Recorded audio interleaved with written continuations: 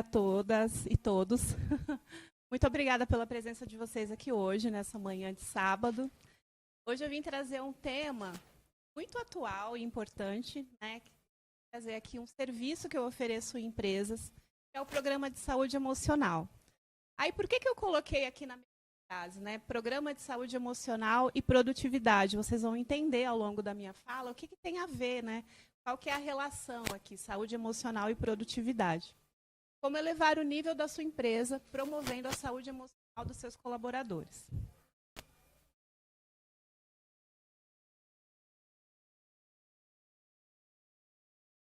Me apresentando para vocês, eu sou a Ivani, eu sou psicóloga. Hoje eu atuo como psicóloga clínica, faço atendimento online, basicamente faço mais constante. Com a pandemia, eu me tornei, né, empreendedora, eu estou empreendedora, porque eu sempre tenho empresas, né, 10 anos aí trabalhando em empresas como coordenadora de RH, fazendo recrutamento e seleção, treinamento e desenvolvimento. Então, eu amo estar com pessoas, desenvolver pessoas, e essa tem sido a minha missão. Mas, com a pandemia, eu tive que me reinventar, e migrei para o atendimento clínico, tive aí uma demanda grande, né, de procura por atendimento, até por conta do isolamento, do confinamento. Muita gente adoeceu, né, da saúde mental, da saúde emocional. As questões de ansiedade, principalmente depressão, aumentaram bastante. Inclusive, a gente já tem aí até uma pandemia de saúde mental acontecendo, né, uma terceira onda, uma quarta onda, como vocês quiserem chamar. Só que o bichinho do empreendedorismo, desde que ele me picou, né, eu não consigo sossegar. Então, assim, eu estou agora trazendo essa minha experiência em empresas para uma questão mais de consultoria. Como eu sempre atuei dentro de empresas, pequenas, médias e grandes, como trabalhadora CLT, agora eu estou trazendo essa proposta de consultoria, né, empreendendo de fato. A minha proposta é ser consultora de emoções, e é sobre isso que eu vou falar com vocês hoje. Então, eu sou consultora de emoções. E a minha missão é ajudar empresas a prevenir e minimizar os impactos do adoecimento emocional em seus colaboradores. Então, quando a gente fala de saúde emocional, saúde mental, né, seja lá como a gente chamar, a gente precisa pensar em prevenção, né? Se a gente for pensar nos números de afastamento, se a gente for pensar nos impactos que a saúde emocional causam nos trabalhadores, a gente tem que pensar que saúde emocional, programas de saúde emocional, a gente faz o ano inteiro. Claro que as ações pontuais, elas são importantes, né? Então, a gente tem várias ações ao longo do ano. O Janeiro Branco, que traz aquela proposta de falar da saúde mental como um todo. A gente tem agora acontecendo o Setembro Amarelo, que é uma prevenção do adoecimento emocional e a prevenção de suicídio. Depois a gente tem Outubro Rosa, Novembro Azul, a gente tem várias ações ao longo do ano que acontecem dentro das empresas. Só que essas são ações pontuais, né? São ações que contemplam ali um calendário de ações, e a minha proposta é ter um acompanhamento mais próximo e mais ao longo do ano, um acompanhamento mais de perto. É uma proposta de diagnóstico de saúde emocional. Então, não tem a pesquisa de clima que as empresas fazem? Eu faço uma pesquisa de clima de saúde emocional. E a minha proposta é acompanhar a saúde emocional e a evolução dos trabalhadores ao longo desse tempo.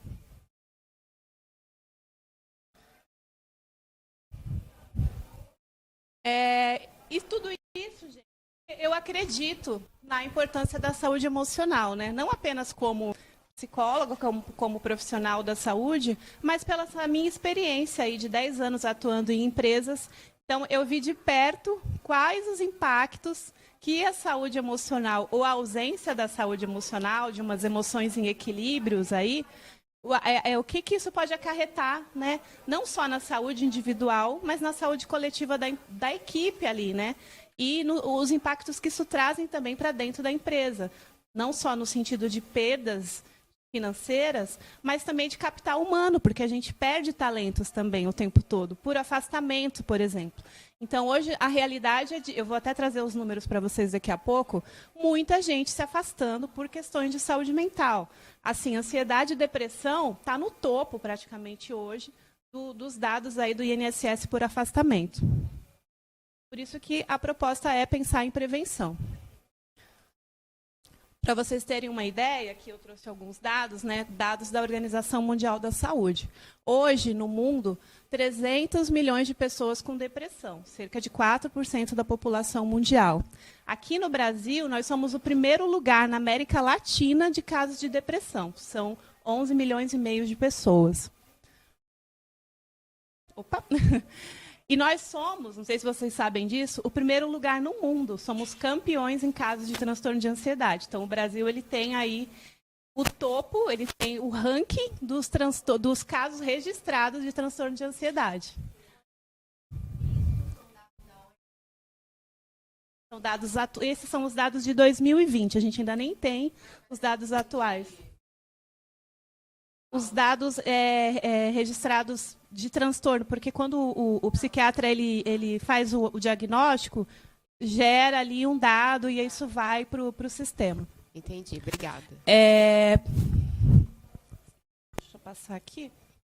Vocês sabiam que o Brasil é o campeão de casos no mundo inteiro de transtorno de ansiedade? Pois é.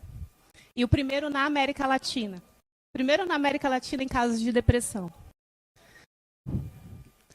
Trazendo aqui para o Brasil, né, o sofrimento mental, em 2015, dados aí do INSS, a gente teve 170.830 casos de trabalhadores que se afastaram por depressão e ansiedade e outros transtornos mentais. Então, a gente pode citar aí também afastamento por abuso de álcool e outras drogas, entre outros. Mas ansiedade e depressão sempre lideram o ranking ali, né? Já em 2020, foram 289.677 afastamentos, ou seja, em 5 anos, os números aumentaram mais de 50%. Isso porque aqui a gente não conta os casos não registrados, não notificados, porque, infelizmente, por questões de preconceito, de medo, de tabu, muita gente não procura tratamento e fica sofrendo sozinho, em casa, sem rede de apoio e sem o tratamento adequado. Então, assim, imagina o que tem de subnotificado aqui, né? Esses são os casos que a gente conhece, que são os casos registrados. E aí, sempre que eu trago números, eu queria chamar a atenção para o fato de que são pessoas, né, gente? Não são números, entraram para estatísticas, mas cada um desses números aqui é uma pessoa, é um ser humano, é um pai, uma mãe, uma irmã, um filho, um amigo, uma amiga que está sofrendo por depressão e ansiedade, está afastado das suas atividades, sem poder exercer o seu direito de trabalhar por uma questão de adoecimento mental. Então, uma coisa que eu trago para a minha clínica, o paciente é sempre o amor de alguém, né? Então, da mesma maneira, o trabalhador é o amor de alguém. Então, quando a gente pensa em prevenção, é isso aqui que a gente quer evitar. A gente quer evitar esses números absurdos e alarmantes de pessoas que se afastam, que deixam de trabalhar, e a gente sabe que a gente se referencia muito pelo trabalho, né? Então, todas nós aqui, todos nós, a gente tem orgulho de falar, eu tenho essa profissão, eu estudei para fazer tal coisa, ou eu empreendo em tal área. A gente se referencia, a gente se reconhece no mundo pela nossa profissão, né? Então, quando alguém te pergunta o que você é, claro que você tem outros papéis sociais. Somos mães, somos amigas, somos filhas, somos empreendedoras, somos muita coisa. Mas a gente gosta e a gente se orgulha. E quando isso é tirado do trabalhador, né, quando ele se afasta, quando ele não tem mais esse direito, quando ele não pode mais exercer essa função, isso pode tanto piorar quanto afastar e trazer uma piora na depressão, que essa pessoa muitas vezes nem volta. Eu conheço casos de trabalhadores que estão 5, 10 anos afastados e não voltam. E isso gera não só custo, né? Mas a gente tem que pensar sempre que são pessoas, são números, né? Estatísticas, mas são pessoas.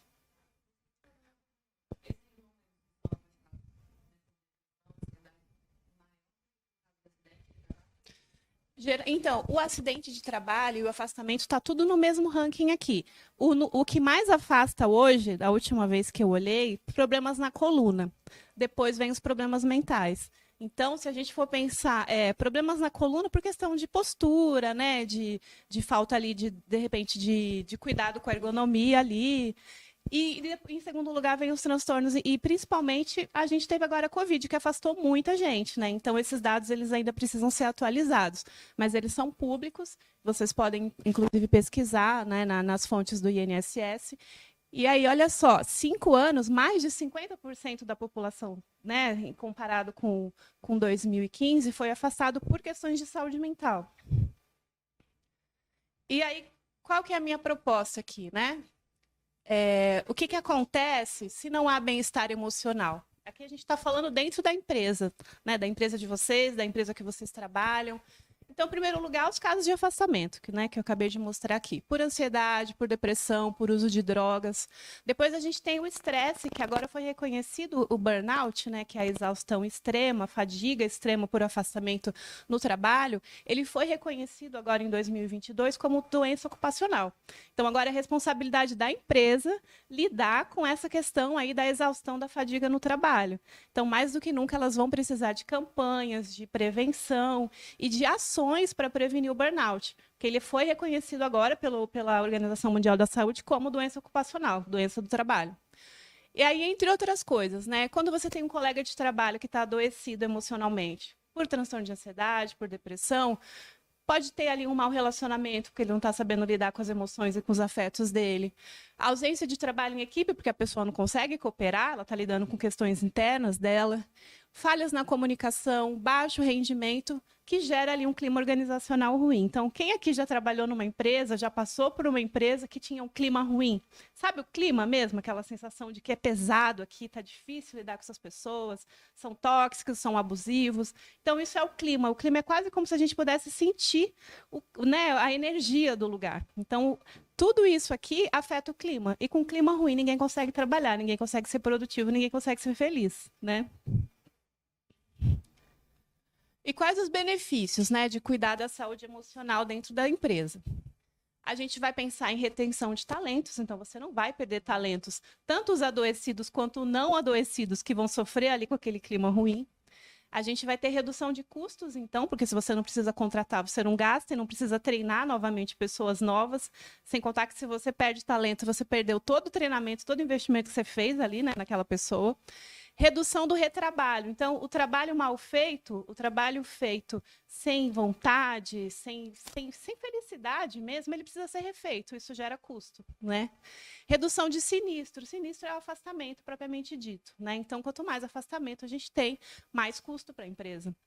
Redução de gastos com assistência médica. Então, quando a empresa oferece aí um plano de saúde, por exemplo, com coparticipação, quanto mais pessoas vão acessar né, aquilo vai gerar custo, e é um custo que poderia ser evitado com prevenção, né?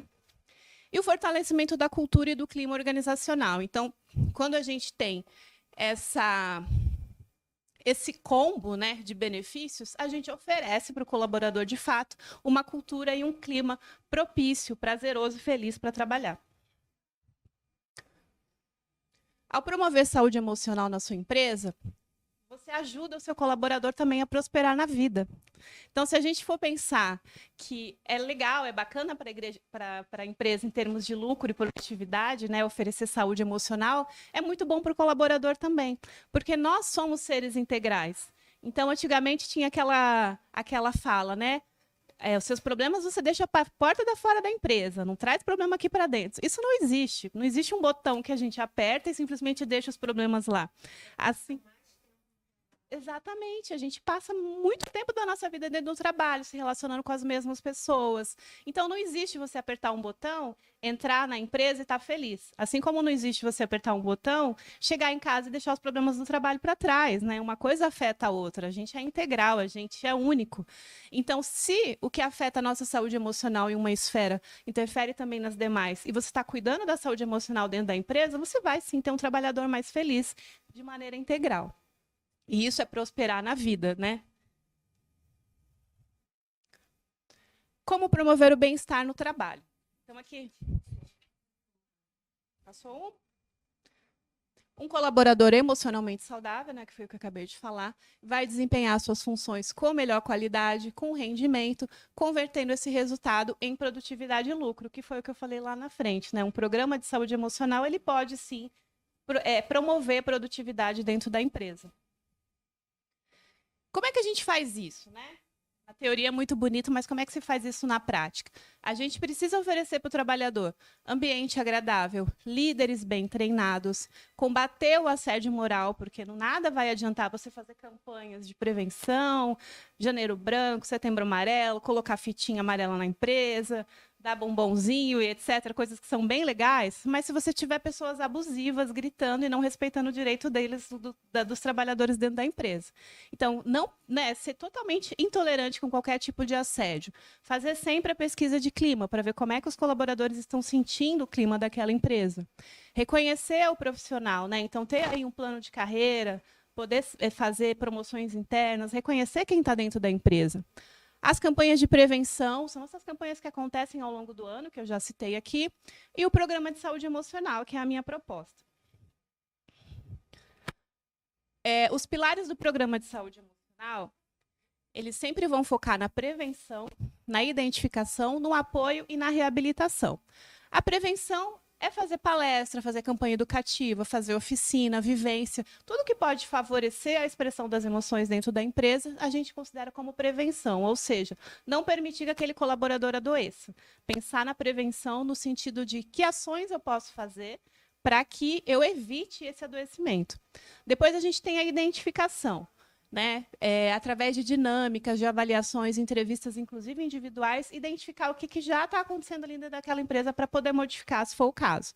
E aí a gente tem o apoio. Identifiquei, vou apoiar aquele colaborador, vou promover ali ações para que eu possa apoiar e para que eu possa minimizar já os impactos daquele adoecimento que já está acontecendo ali.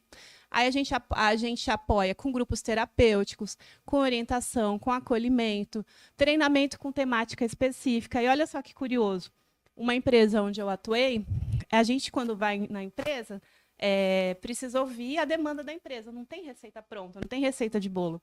E aí, geralmente, a gente acha que é o quê? Depressão e ansiedade, que são, né, os maiores transtornos. Uma empresa, em especial, estava com problema que os colaboradores estavam muito endividados. Consignado para cá. E aí a gente teve que fazer o quê? Educação financeira. Foi um treinamento de emoções voltado para a educação financeira. Então, olha que pontual, assim, olha que específico isso, que era a dor daquela empresa. Então, é entender a dor. Por isso que o programa ele é construído ali junto com o gestor, junto com o líder, junto com o dono, dependendo do tamanho da empresa, para solucionar uma dor que muitas vezes é pontual, não é geral, né? Nem toda dor da empresa é igual a de outras, só porque são os maiores casos que aparecem, né? E a reabilitação é quando já existe ali um adoecimento, a gente já tem um diagnóstico, o que a gente pode fazer para ajudar aquele colaborador a lidar com aquilo, a fazer o seu tratamento.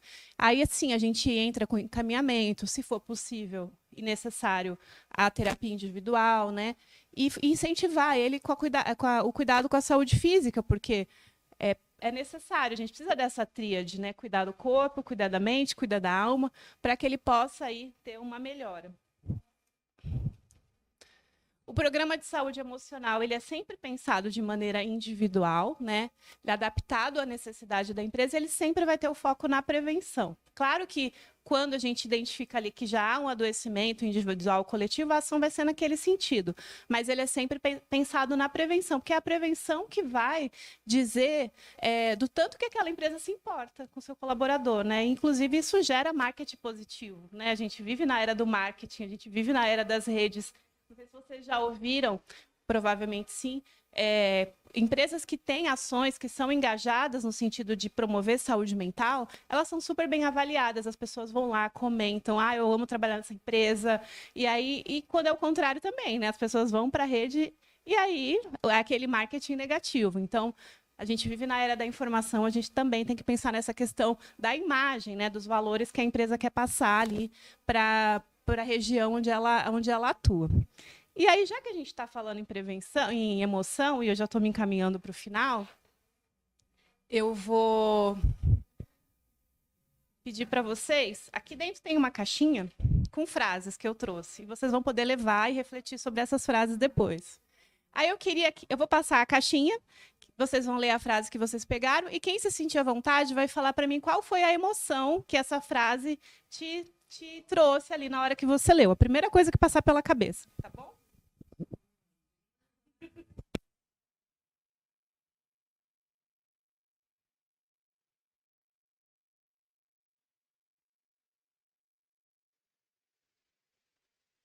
A gente tem 5 minutos, então quem sentiu a vontade para falar assim, a primeira coisa que apareceu na cabeça, qual foi a emoção ao ler a frase?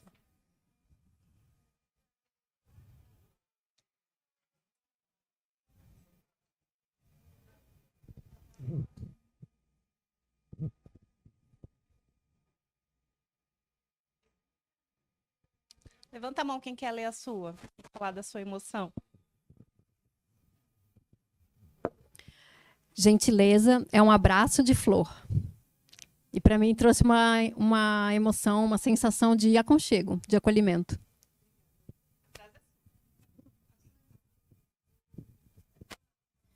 Cultivo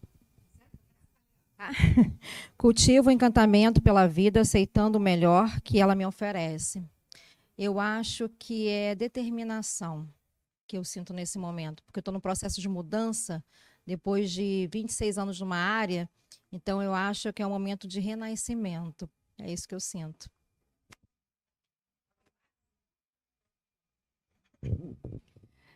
Presentei as pessoas ao meu redor com atenção.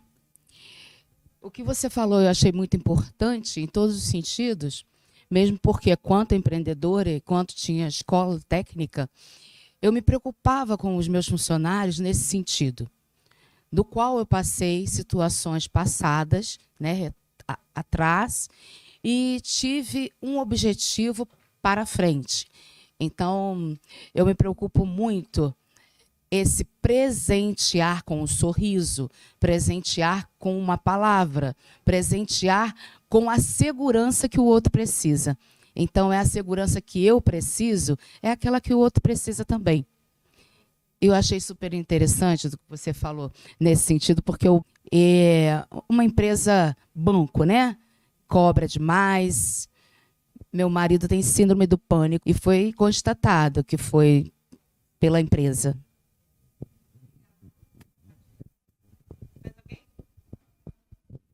Como posso retribuir tudo de bom que recebo da vida? Gente, eu retribuo, assim, eu realmente... eu tenho uma frase comigo, que é até uma parte de um salmo, que fala que bondade e misericórdia me seguirão todos os dias da minha vida. E como eu posso retribuir tudo isso, né, para a vida? É passando bem, amor nas nossas relações como um todo, todos os papéis, né, que a gente exerce como mãe, profissional e tudo. Então, fazer o bem como se fosse para mim também, né? Como fazer o meu trabalho como se fosse para mim e em todas as relações, mesmo não de trabalho, mas retribuir o bem como eu gostaria também de ser retribuída da mesma forma. Então, como retribuir tudo de bom que recebo da vida é o que eu recebo da vida, eu retribuo também. Alguém mais? O universo conspira ao meu favor. Eu acho que eu fiquei muito feliz com essa frase, porque por mais que a gente fica nervosa, ansiosa por alguma coisa, no final tudo dá certo. Muito obrigada pela presença de vocês. Quem quiser conversar mais a respeito, eu estarei lá na salinha do Pitch para a gente poder estender esse papo, tá? Muito obrigada.